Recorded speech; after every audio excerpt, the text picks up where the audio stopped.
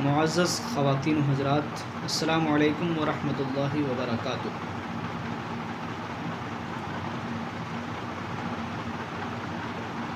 الحمد للہ رب العالمین والعاقبۃ للمتقین والصلاة والسلام علی رسولہ الکریم، اما بعد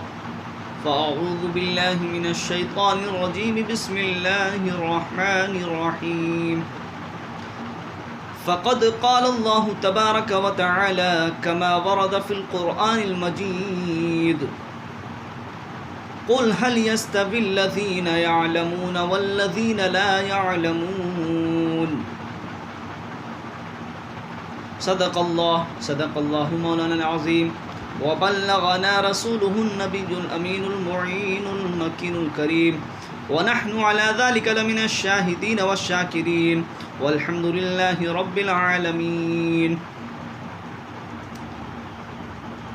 باد توحید کے متوالوں، شمع نبوت کے پروانوں، غوث و خواجہ و رضا کے دیوانوں، مصطفیٰ جان رحمت صلی اللہ تعالی علیہ وسلم سے سچی پکی محبت کرنے والوں، عشق مصطفیٰ کا چراغ اپنے دلوں میں روشن کر کے اپنے قلوب و اذہان کو منور و مجلہ کرنے والوں، آئیے تلاوت کردہ آیت کریمہ کے بارے میں کچھ عرض و بیان سے قبل ہم اور آپ اس رسول ہاشمی کی بارگاہ میں درود و سلام کا نذران عقیدت پیش کریں جن کی بارگاہ میں نورانی جماعت صبح اور شام حاضر ہوتی ہے اور درود و سلام کا نذران عقیدت اپنے نبی کی بارگاہ میں پیش کرتی ہے۔ آئیے اس رسول ہاشمی کی بارگاہ میں درود و سلام کا نذران عقیدت پیش کریں جن کی بارگاہ میں درود و سلام پڑھنے والے کا مقدر اس قدر بلند و بالا ہو جاتا ہے کہ ہمارے وہم و گمان سے بالا تر ہے۔ آئیے اس رسول ہاشمی کی بارگاہ میں درود و سلام کا نذران عقیدت پیش کریں جن کا قدم سارے جہان سے افضل و اعلیٰ ہے اور اس جگہ پہنچا ہے جہاں پر کسی انسان کا، کسی مخلوق کا قدم نہیں پہنچ سکتا۔ آئیے اسی کملی والے آقا صلی اللہ تعالی علیہ وسلم کی بارگاہ میں درود و سلام کا نذران حقیقت پیش کریں جن کا اخلاق اتنا اعلیٰ ہے کہ ان کی بارگاہ میں کوئی بھی آئے، اپنا آئے یا غیر آئے، سب کے لیے اپنی کالی کملی کو بچھا دیا کرتے ہیں۔ آئیے اسی رسول ہاشمی کی بارگاہ میں، اسی محبت والے رسول کی بارگاہ میں درود و سلام کا نذران عقیدت پیش کریں اور پڑھے بآواز بلند، اللہم صلی علی سیدنا مولانا محمد نور الانوار و سر الاسرار و سید الابرار صلی اللہ تعالی علیہ وسلم۔ علم و عمل سے پاتی ہے انسانیت فروغ، علم و ہنر سے پاتی ہے انسانیت فروغ، انسان زندہ لاش ہے تعلیم کے بغیر، اور جب علم ہی نہیں تو عمل کیا ہوگا؟ جب علم ہی نہیں تو عمل کیا ہوگا؟ اور جس بیاباں میں شجر ہی نہیں تو پھل کیا ہوگا؟ حضرات محترم، خطبہ مسنونہ کے بعد میں نے جس آیت کریمہ کی تلاوت کی ہے، ہم اور آپ نے اپنے کانوں کو جس آیت کریمہ کی تلاوت سے مشرف کیا ہے، اس میں اللہ تبارک و تعالی اپنے محبوب سے یوں ارشاد کر رہا ہے، ارشاد فرما رہا ہے،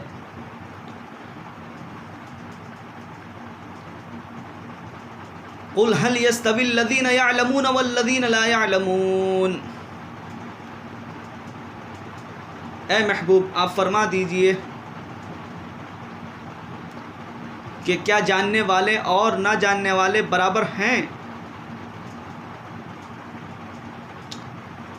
اور حدیث پاک میں حضور اکرم صلی اللہ تعالی علیہ وسلم نے فرمایا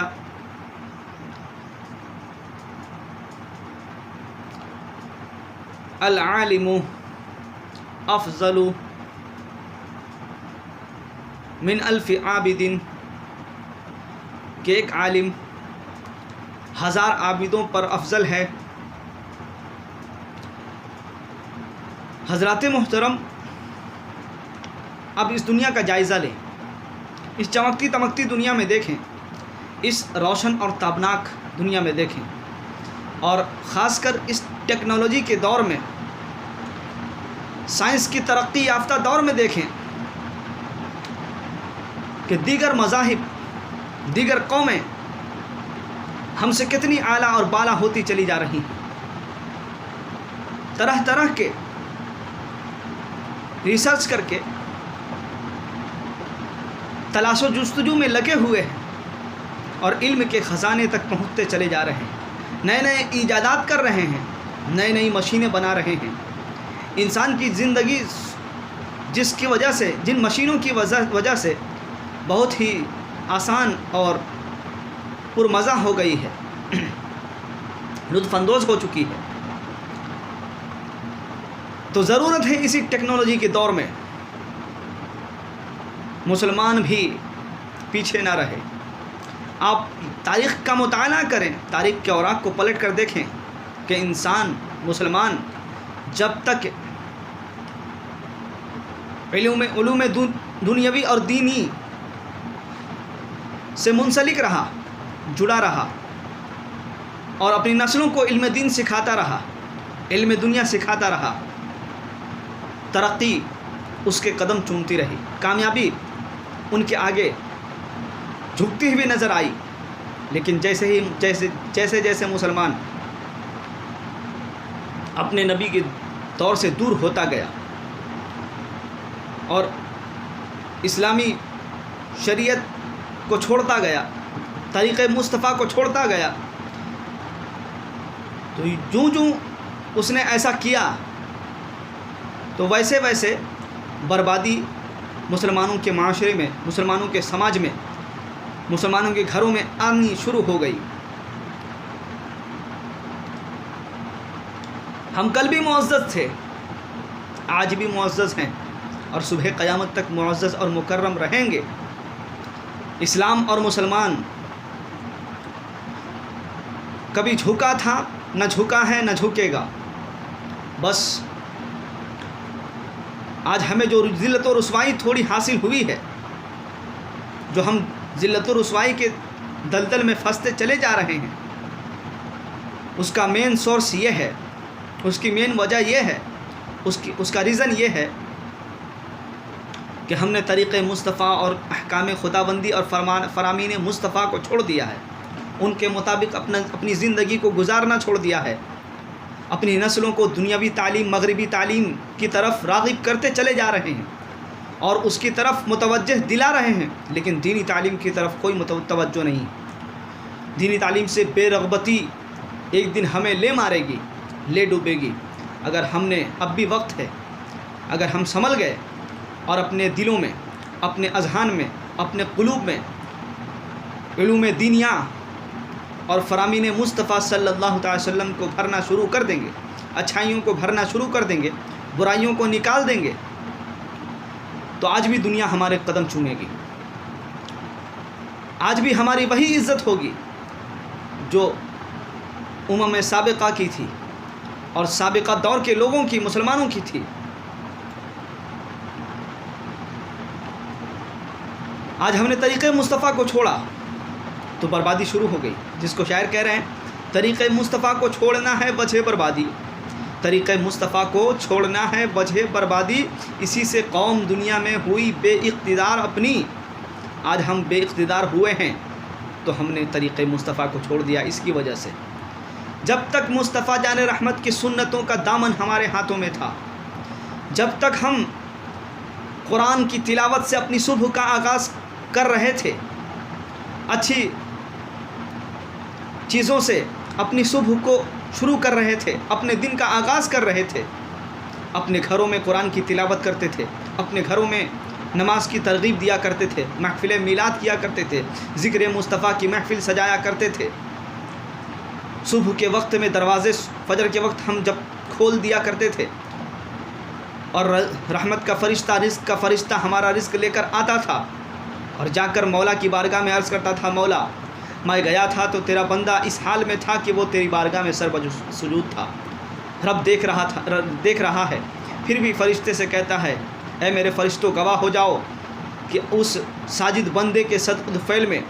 اس بندے سجدے کے صدقۃ فعل میں جو اس نے میری بارگاہ میں صبح اٹھ کر اپنی نیند کی قربانی پیش کر کے، اپنے آرام کی قربانی پیش کر کے میری بارگاہ میں سر بسجود ہوا ہے، ٹھنڈی کے موسم میں ٹھنڈ پانی سے وضو کیا ہے، تو گواہ ہو جاؤ کہ میں نے اس کے پچھلے گناہوں کو بخش دیا ہے، معاف کر دیا ہے۔ حضرات محترم، آج ہمارا معاشرہ، ہمارے نوجوان طبقے نہ جانے کس طرف چلے گئے ہیں، مغربی تہذیب میں ڈھلتے چلے جا رہے ہیں، ان کو پتہ ہی نہیں ہے۔ آج بہت سے مسلمان ایسے ہیں، ہمارے بھائی ایسے ہیں، ایسے بھولے بھالے مسلمان ہیں جن کو یہ نہیں پتہ کہ استنجا کیسے کرنا چاہیے، پاکی ہمیں کیسے حاصل کرنی چاہیے، ہم ناپاک ہو جائیں تو ناپاک کپڑے کو کیسے دھوئیں، وضو میں فرائض کتنے ہیں، غسل میں فرائض کتنے ہیں، نماز میں کون سی ایسی چیزیں ہیں جن کے چھوٹ جانے سے نماز خراب ہو جاتی ہے، کون سی ایسی چیزیں ہیں جن کے چھوٹ جانے سے ہم کو سجدہ سہو واجب ہوتا ہے، سجدہ سہو کسے کہتے ہیں، وہ کس وجہ سے کیا جاتا ہے، ساری چیزیں جو بیسک چیزیں ہیں، نماز دین کی بنیاد کتنی چیزوں پر ہے، کچھ نہیں پتہ ہے۔ ہمارے نبی کا نام کیا ہے؟ بہت سے ایسے مسلمان ہیں جن کو ہمارے نبی کا صحیح سے نام یاد نہیں، اور یہ بھی نہیں معلوم ہے کہ ہمارے نبی کے والد اور والدہ کا نام کیا ہے، نہ یہ معلوم ہے کہ ہمارے نبی کے دادا دادی، نانا نانی، ان کے خاندان کا، ان کا نسب، ان کا سلسلہ کیا ہے، کہاں سے شروع ہوا ہے، کہاں پر ختم ہوا ہے، کیسے کیسے ملا ہے، کچھ نہیں معلوم ہے۔ ان کے بیٹے کتنے ہیں، ان کی بیٹیاں کتنی ہیں، ان کی اولاد کتنی ہیں، کچھ بھی نہیں معلوم۔ نہ کبھی ہم نے جاننے کی کوشش کی، نہ کبھی ہم اس طرف راغب ہوئے، کبھی ہمارے ذہنوں میں، ہمارے فکر میں یہ خیال آیا ہی نہیں کہ ہم جس نبی کا کلمہ پڑھتے ہیں کم سے کم ان کے بارے میں کچھ تو جان لیں، ان کی سیرت مصطفیٰ کو، ان کی سیرت طیبہ کو تو دیکھ لیں، ان کا کھانا کیسا تھا، ان کا پینا کیسا تھا، ان کا اٹھنا کیسا تھا، ان کا بیٹھنا کیسا تھا، ان کی باتیں کرنے کا انداز کیسا تھا، دشمنوں کے ساتھ کیا رویہ تھا، دوستوں کے ساتھ کیا رویہ تھا، اپنوں سے ملنے کا انداز کیا تھا، ان کے اندر تکبر تھا یا نہیں تھا، غرور تھا یا نہیں تھا، کتنے اخلاق کے اعلیٰ کردار پر فائز تھے۔ ہم اپنے نبی کے بارے میں کچھ بھی نہیں جانتے، بس جتنا معلوم ہے اسی پر اکتفا کرنے کی کوشش کرتے ہیں۔ آج کے مسلمان طبقے کا یہ حال ہو گیا ہے کہ پوری زندگی دو صورتوں پر ہی گزار دیتا ہے۔ پیسہ 5,000 کما رہا ہے تو فکر ہے کہ 5,000 سے 10,000 کیسے کماؤں گا، آگے کیسے بڑھوں گا، ترقی کیسے کروں گا، آگے میری نسلوں کا کیا ہوگا، 5,000 میں کیسے گزارا ہوگا، یہ فکر ضرور ہے، لیکن کبھی یہ فکر نہیں ہوتی کہ ارے یار ہم تو پوری زندگی دو ہی صورتوں پر گزارا کر رہے ہیں، اتنا ہی سیکھ لیا ہم نے، بس اتنا ہی پر کافی سمجھ رہے ہیں، آگے بڑھنے کی ہم کوشش نہیں کرتے، زیادہ سے زیادہ علم حاصل کرنے کی ہم کوشش کبھی نہیں کر رہے۔ حالانکہ آج کے دور میں، اس ٹیکنالوجی کے دور میں، مشینی دور میں، تجدیدی دور میں، نئے دور میں علم دین کا سیکھنا بڑا ہی آسان ہو چکا ہے۔ آپ کو ادھر ادھر جانے کی ضرورت نہیں ہے، کہیں پر جا کر درس گاہوں میں تعلیم حاصل نہیں کر سکتے، اب کسی وجہ سے مصروفیت ہو چکی ہے، کام اور کاج بھی کرنا ہے، کاروبار بھی حاصل کرنا ہے، رزق بھی کمانا ہے، بال بچوں کا بھی خیال رکھنا ہے، سب کچھ کرتے ہوئے بھی اگر ہم چاہیں تو علم دین حاصل کر سکتے ہیں، جانکاری حاصل کر سکتے ہیں۔ علم کمانا کیا ہے؟ جاننا۔ جو جاننے والے ہیں اور نہ جاننے والے ہیں، یہ دونوں برابر نہیں ہو سکتے۔ جاننے والا روشنی کی طرح ہے اور نہ جاننے والا یہ اندھیرے کی طرح ہے۔ اندھیرے میں روشنی میں سب کچھ دکھائی دے گا، سب کچھ نظر آئے گا، سب کچھ آپ دیکھ سکتے ہیں اور سمجھ سکتے ہیں کہ یہ کیا چیز ہے، پہچان سکتے ہیں. جس طرح سے روشنی جہاں پر ہوگی وہاں کی جو چیزیں ہوں گی وہ سب کچھ نظر آئیں گی، لیکن جہاں اندھیرا ہوگا وہاں کچھ بھی نظر نہیں آتا ہے. یہ ہم نے بارہا دیکھا ہے، اس کا ہم نے مشاہدہ کیا ہے، اس کا ہم نے تجربہ کیا ہے. اسی طرح سے جس کے اندر علم کی روشنی ہے وہ اپنی روشنی سے پہچان لے گا کہ یہ اچھا ہے، یہ برا ہے، یہ حلال ہے، یہ حرام ہے، یہ جائز ہے، یہ ناجائز ہے، یہ صحیح ہے، یہ غلط ہے. اس کو ہم کو کس کو بتانا چاہیے، اس کو ہم کو کس کو نہیں بتانا چاہیے، کس سے بچنا چاہیے، کس سے نہیں بچنا چاہیے، سب کچھ نظر آئے گا، سب کچھ دکھائی دے گا. علم کی روشنی اندر ہوگی تب. اور اگر علم کا اندھیرا ہے تو جیسے اندھیرے میں کچھ نظر نہیں آتا اسی طرح سے یہ بھی نظر نہیں آئے گا کہ یہ حلال ہے یا حرام ہے، یہ جائز ہے یا ناجائز ہے، یہ ہمارے پاس پہنچا ہے، یہ ہمارے پاس مال آیا ہے تو کس طریقے سے آیا ہے، حلال طریقے سے آیا ہے یا حرام طریقے سے آیا ہے. ہمارے جسم کو جو پرورش مل رہی ہے، ہم زندگی جو گزار رہے ہیں طریقے مصطفیٰ کے مطابق گزار رہے ہیں یا نہیں گزار رہے ہیں. دل بھی مردہ ہوتا چلا جائے گا اور دل میں اندھیرا ہی اندھیرا پھیلتا چلا جائے گا. پھر کچھ بھی ایک دن ایسا آئے گا کہ کچھ بھی نظر نہیں آئے گا. ہم گناہ کریں گے لیکن ہمیں گناہ نہیں لگے گا. جس دن ایسا ہو جائے، جس دن آپ کو احساس ہونے لگے کہ گناہ نہیں ہے، گناہ کو گناہ نہ سمجھو، تو سمجھ لینا مسلمانوں کہ ہمارا دل مردہ ہو چکا ہے، ہمارے دل میں کوئی تازگی باقی نہ رہی ہے. اسی لیے ہمیں ضرورت ہے کہ ہم علم دین حاصل کریں، علم دین سیکھیں تاکہ ہم اپنی نسلوں کو سکھا سکیں، اپنی نسلوں کو بتا سکیں. علم دین ایک ایسی دولت ہے جس سے انسان یہ سمجھتا ہے کہ اللہ کون ہے. جب علم دین حاصل کرتا ہے تو یہ سمجھتا ہے کہ ہمارے رسول، یہ جانتا ہے کہ ہمارے رسول صلی اللہ تعالی وسلم کو اللہ تبارک و تعالیٰ نے کتنا مرتبہ عطا کیا ہے، کتنی فضیلتیں عطا کی ہیں، ان کے اخلاق کیسے ہیں، ان کے کردار کیسے ہیں، ان کی سیرت طیبہ کیسی ہے، ان کے ہر گوشے پر نظر ہوتی ہے. نماز پڑھتے تھے تو کیسے پڑھتے تھے، کیا کیا چیزیں ہمارے نبی نے سکھائی ہیں، بتائی ہیں. یہ ساری چیزیں علم دین کے ذریعے حاصل ہوتی ہے، اور علم دین ہی کے ذریعے انسان مؤدب ہوتا ہے، مکرم ہوتا ہے، معزز ہوتا ہے، اس کا مرتبہ بلند و بالا ہو جاتا ہے. ایک جیسے میں مثال دیتا ہوں، آپ خود اندازہ کریں، آپ کو خود احساس ہونے لگے گا کہ جب آپ علم دین سے آراستہ نہیں تھے، علم دین نہیں سیکھے تھے، اچھی باتیں اپنی گھر والوں میں نہیں کیا کرتے تھے، جب ان کو اچھی باتیں نہیں بتایا کرتے تھے، تو اس وقت آپ کی عزت کچھ اور ہوگی. اور جیسے ہی آپ علم دین سیکھ لیں گے، اچھی باتیں کرنے لگیں گے، علم دین کے بارے میں لوگوں کو بتائیں گے، اپنے گھر والوں کو علم دین کی جانکاری دیں گے اور دین کی باتیں بتائیں گے، دین کی باتیں سکھائیں گے، تو آپ کے بیٹے کی نظر میں بھی آپ معزز ہو جائیں گے، آپ کی بیٹی کی نظر میں بھی آپ معزز ہو جائیں گے، آپ کے گھر والوں کی نظر میں بھی آپ مکرم اور معزز ہو جائیں گے.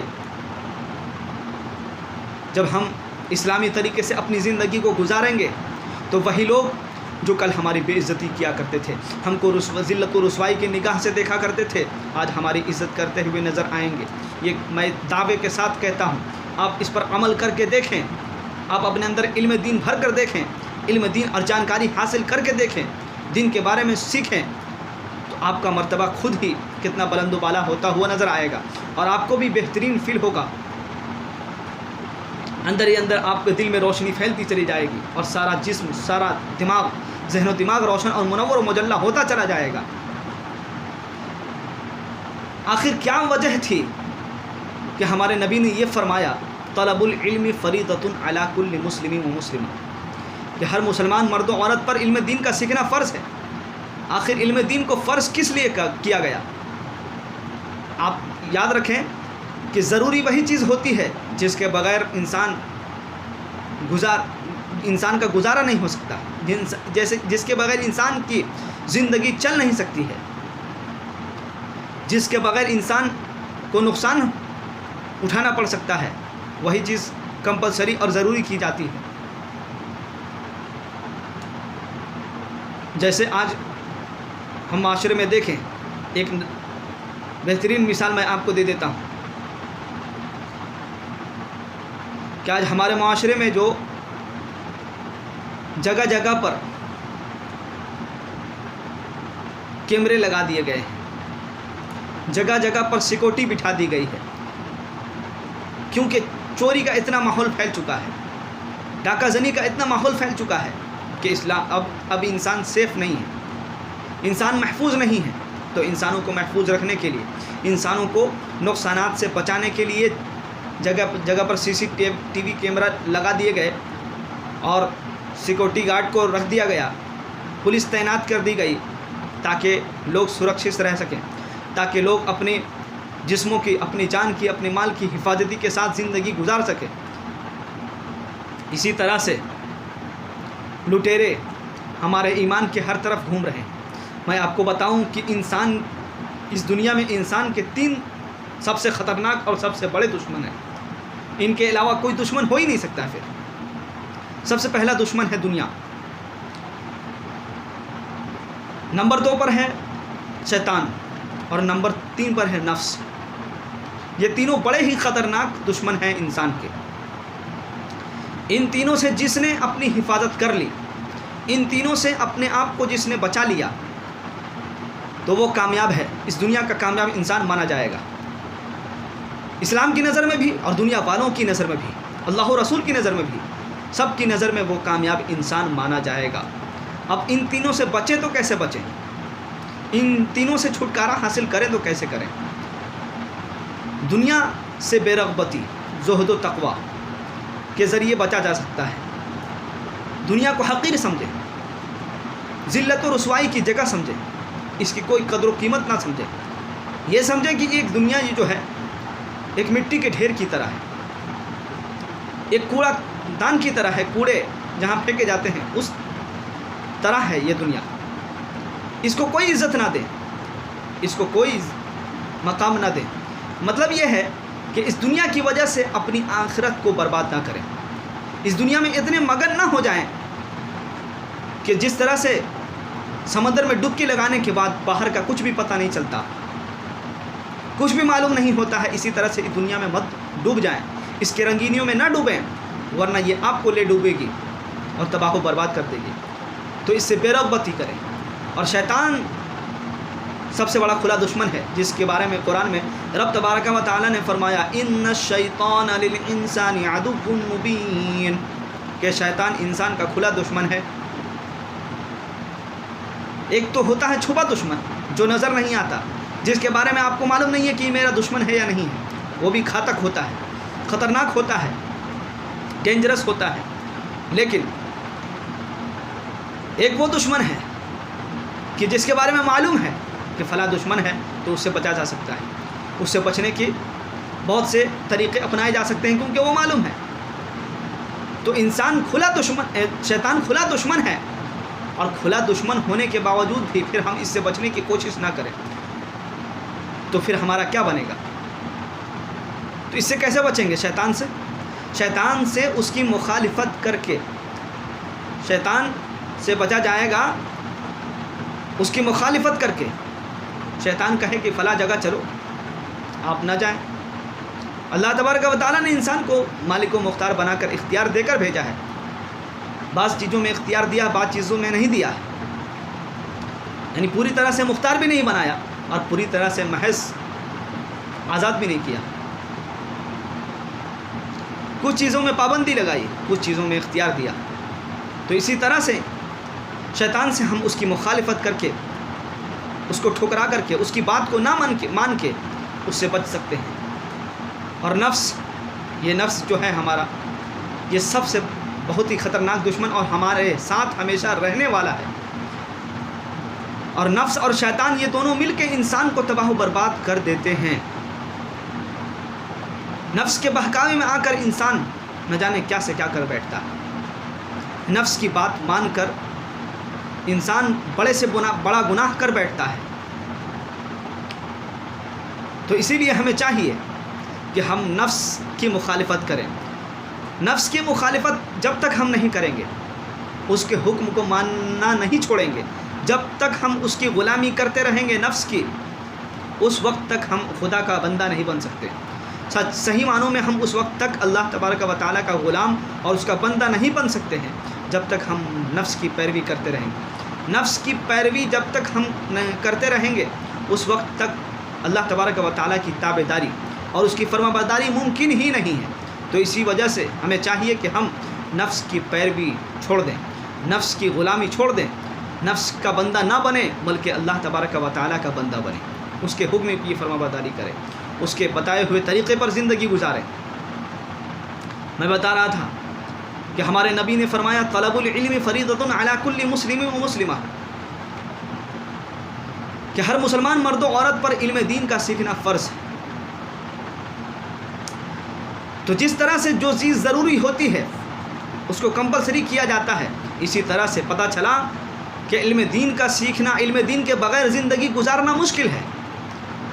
इल्म दीन जब तक हम हासिल नहीं करेंगे, जब तक हम दीन की तालीम के बारे में जानकारी हासिल नहीं करेंगे, तो हम अपनी ज़िंदगी को बेहतर नहीं बना सकते, पुरअमन नहीं बना सकते, पुरसुकून नहीं बना सकते। ज़िंदगी में तो सब कुछ होगा लेकिन सुकून नहीं होगा,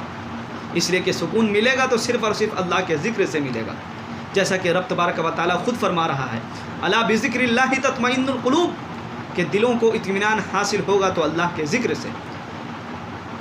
चैन व सुकून हासिल होगा तो अल्लाह के ज़िक्र से। तो इसीलिए हमें चाहिए कि हम अपनी ज़िंदगी में ज़िक्र खुदा ज़्यादा से ज़्यादा करते रहें, हम्द खुदा ज़्यादा से ज़्यादा करते रहें, उसके हुक्म की फरमाबरदारी करते रहें, मुस्तफ़ा जान रहमत सल्लल्लाहु अलैहि वसल्लम के बताए हुए तरीक़े से ज़िंदगी गुजारते रहें।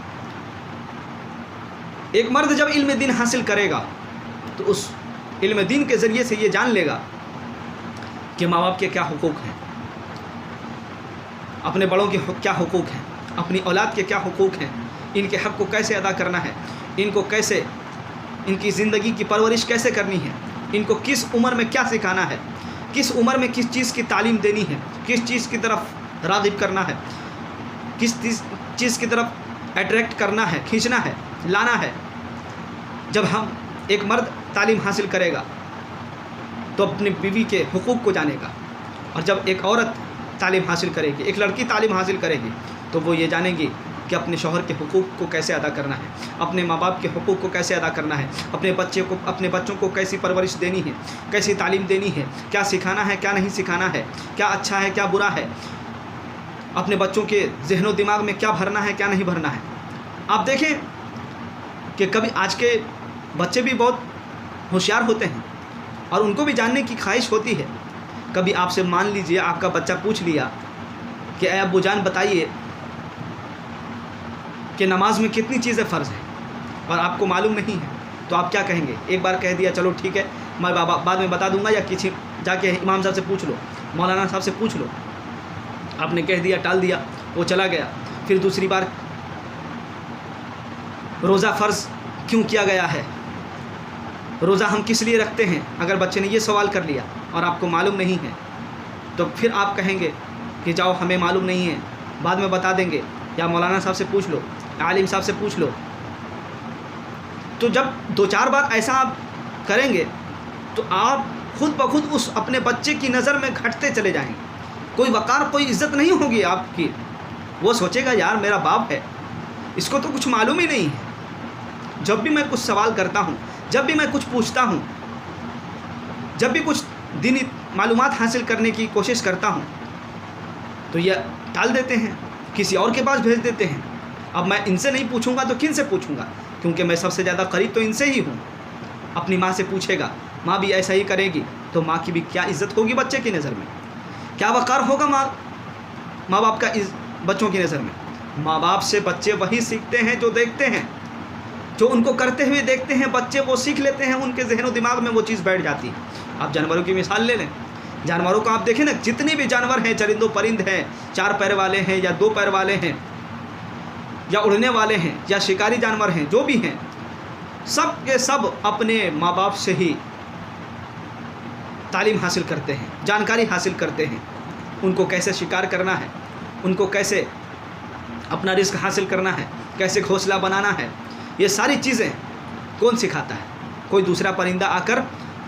उसके बच्चे को नहीं सिखाता, कोई दूसरा जानवर आकर उसके बच्चे को नहीं सिखाता, बल्कि माँ बाप उस जानवर के माँ बाप जो होते हैं वो खुद अपने बच्चों को सिखाते हैं, प्रैक्टिकली करके बताते हैं। इसलिए कि वो तो बेज़बान हैं, बोल नहीं सकते, वो अपनी ज़बान में बोलते हैं तो वो परिंदा समझ जाता है, बोलकर भी बताते हैं और करके भी बताते हैं। तो इसका असर उस पर इतना पड़ता है कि आप ना पूछें,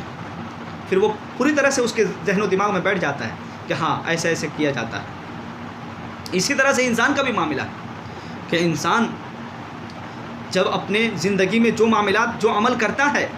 جیسے جیسے اس کا بچہ دیکھتا ہے، اس کی اولاد دیکھتی ہے، تو وہی سیکھتی ہے اور وہ سوچتی ہے کہ میرے ماں باپ ایسا کرتے ہیں، ان کو کچھ معلوم نہیں ہوتا۔ ایسا بھی ایک دور آتا ہے بچے کا کہ وہ کچھ نہیں جانتا ہے انسان۔ اسی لیے تو میں کہتا ہوں کہ انسان جاہل پیدا ہوا ہے، اور جاہل ہی رہ کر پوری زندگی رہے اور اس دنیا سے چلا جائے تو کیا فائدہ ہے ایسی زندگی کا؟ کیا مقصد ہے ایسی زندگی کا؟ کیا فائدہ ہوا، کیا نقصان ہوا اس کا اس دنیا میں آنے سے؟ اس کو بھی کوئی فائدہ نہ ہوا اور کوئی نقصان نہ ہوا، کوئی نقصان ہی نقصان ہوا،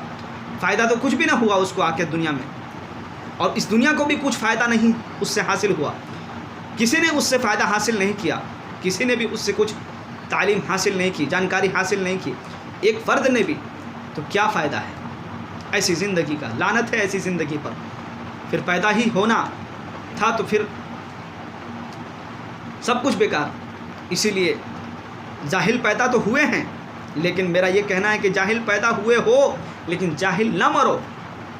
دنیا میں علم حاصل کرو، تعلیم حاصل کرو۔ تعلیم سیکھنے کی کوئی عمر نہیں ہوتی ہے، کوئی وقت مقرر نہیں ہوتا ہے۔ جس کے اندر سیکھنے کی طلب ہوتی ہے نا، جو ہمیشہ اپنے اندر ایک طالب علم کو چھپائے رکھتا ہے، چاہے وہ زندگی کے کسی بھی موڑ پر ہو، کسی بھی عمر کے درجے پر ہو، جوان ہو، بچہ ہو، بوڑھا ہو، اگر اس کے اندر سیکھنے کی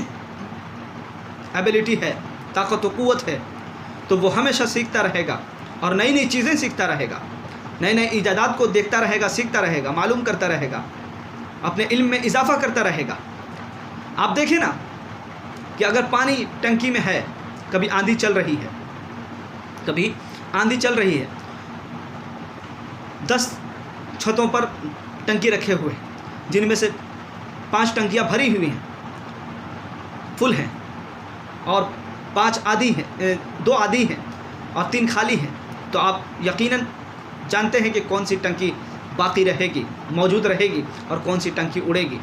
وہ ٹنکی اڑ جائے گی جس میں کچھ پانی نہیں ہے، کچھ بھی وزن نہیں ہے، کچھ بھی اس میں طاقت و قوت نہیں ہے، پاور نہیں ہے، وہ اڑ جائے گی۔ اور جس میں کچھ آدھا پانی ہے وہ تھوڑا ڈگمگائے گی لیکن اپنی جگہ پر پھر سے برقرار ہو جائے گی۔ اور اس ٹنکی میں تو کچھ بھی نہیں ہو سکتا جس میں پانی پوری طرح سے بھرا ہوا ہو، پورا فل ہو۔ تو اسی طرح سے انسان ہے، انسان اپنے اندر جتنا علم کو بھرے گا، علم کی دولت کو بھرے گا، جانکاریوں کو بھرے گا، نالج کو بھرے گا، اگر تھوڑا بھرا ہے تو اسی کے اعتبار سے اس کا درجہ ہوگا، اس کا لیول ہوگا، اس کی عزت ہوگی، اس کا وقار ہوگا سماج میں۔ اور اگر زیادہ جانکار ہے، زیادہ جاننے والا ہے، تو اسی کے حساب سے اس کا مرتبہ، اس کا اسٹیٹس، اس کا لیول ہوگا، اور لوگوں کے درمیان اس کا امیج ہوگا۔ اور اگر خالی ہے تو کوئی عزت، کوئی وقار نہیں، جیسے کہ اس ٹنکی کی کوئی عزت، کوئی وقار نہیں، کوئی وزن نہیں اس کے اندر۔ اسی طرح سے انسان کے اندر بھی وزن نہیں ہوگا جب وہ اپنے اندر علم و تعلیم کو بھرے گا نہیں،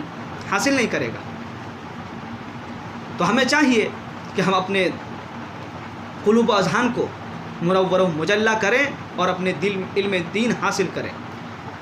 دین کا علم حاصل کرنا ہمارے لیے فرض کیا گیا ہے۔ اتنا علم تو ضرور ہر ایک کو ہونا چاہیے کہ حلال کیا ہے، حرام کیا ہے، جائز کیا ہے، ناجائز کیا ہے، غلط کیا ہے، صحیح کیا ہے، فرض کیا ہے، واجب کیا ہے، سنت کیا ہے، مستحب کیا ہے، نفل روزے کتنے ہوتے ہیں، فرض روزے کب رکھے جاتے ہیں اور کون کون سے ہوتے ہیں، اعتکاف کسے کہتے ہیں، نماز کسے کہتے ہیں، صلاۃ التسبیح کسے کہتے ہیں، جو نماز کے فرائض ہیں وہ کیا ہیں، نماز کی شرائط ہیں وہ کیا ہیں، غسل کے فرائض کیا ہیں، غسل کا طریقہ کیا ہے اسلامی۔ یہ ساری چیزیں جو بیسک چیزیں ہیں،